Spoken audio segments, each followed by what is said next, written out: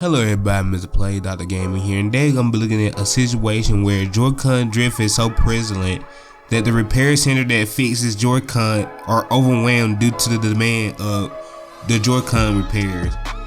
Anyway, even though this is a week old story, I thought it gonna be interesting to talk about because Joy-Con drift problem have been a huge problem ever since Nintendo Switch came out. Anyway, before I get into the article, make sure to like, comment, and subscribe, ring the notification bell, and leave a comment, positive or negative. Please go check out my top 5 anticipated game video. I worked really hard on that video and I think you'll enjoy it. The information I'm getting from is Kotaku.com. Switch Joy-Con repair center was reportedly consistently overwhelmed and made lots of repair mistakes. The Joy-Con drift issue had plagued Nintendo Switch since it released back in 2017. However, it looked like the situation effect goes beyond gamers. The repair center that handled Joy-Con fixes were reportedly consistently overwhelmed and was prone to making mistakes. According to Kotaku, Joy-Con repairs were reportedly not handled by Nintendo themselves, but rather another company called United Radio.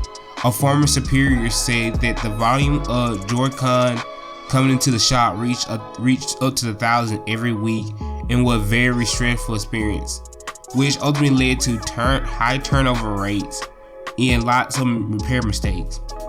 We ended up having to set up an entire workspace just for Joy-Con repair, the former superior told Kotaku. While Nintendo sent brand new Joy-Con as replacement for the customer at first, from 2017 to 2018, eventually the employees at United Radio had to repair every single set of Joy-Cons. Reportedly, the shop metric required it to repair 90 of the incoming Joy-Con within 4 days, whether or not new workers were coming. As a result of a high turnover rate, there was lack of superiority expertise at United Radio, which caused frequent mistakes in Nintendo Switch repairs. In one instance, a Nintendo customer received a repaired Switch, but it had a completely different person account and saved data.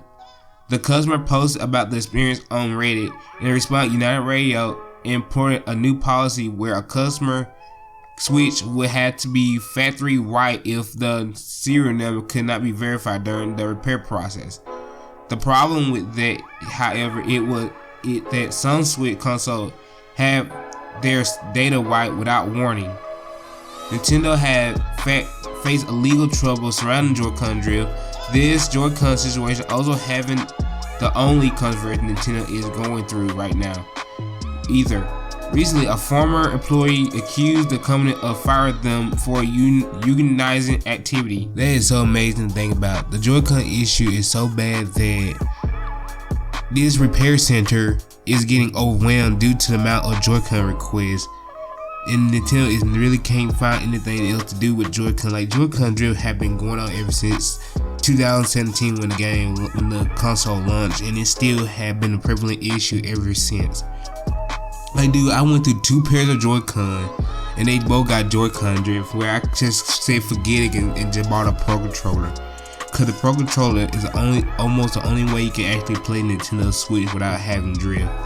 Like, when I play like handheld, I just had to deal with the drift because it's just gonna be like a part of the console. Because Nintendo, the drift is basically part of the console. Even with the Switch Lite, there's still drift when it comes to that too. So I don't know why Nintendo had not fixed this yet, but they need to really find something to do with the drift, because even the repair center that is supposed to fix Joy-Con drift is getting overwhelmed, and this is unacceptable. Anyway, this has been Mr. Play Doctor here with another video. See y'all next time. Please go check out my top 5 I recently just did. And yeah, peace.